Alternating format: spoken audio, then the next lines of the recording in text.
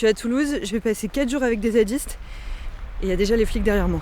Faut que je rejoigne la voiture là. T'arrêtes pas trop parce qu'ils sont pas contents. D'accord, ok. Il y a des codes militants des fois qui sont aussi poussés à l'extrême. Nous, ce qui nous guide aussi, c'est la peur de pas avoir d'avenir en fait, quoi. Certains ont été emprisonnés et j'ai réussi à récupérer la vidéo de l'arrestation filmée par les caméras piétons de la police. Vous restez calme, vous tentez plus rien et nous on se calmera de notre côté.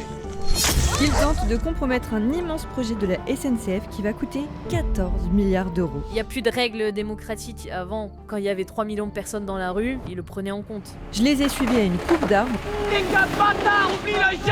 J'ai fouillé pour comprendre comment les grandes entreprises jouent avec les limites de la légalité pour détruire des lieux naturels protégés. Et franchement, c'est tellement aberrant que j'ai eu du mal à y croire au début. J'ai aussi rencontré les habitants pour qui les conséquences de ce projet vont être parfois désastreuses. Il y en a marre de tout ça. On leur reproche d'avoir voulu monter dans un arbre et on les a envoyés en prison. Le dernier jour, j'ai assisté à l'audience au tribunal pour savoir quelle condamnation on risque en France quand on veut vivre dans un arbre pour le protéger.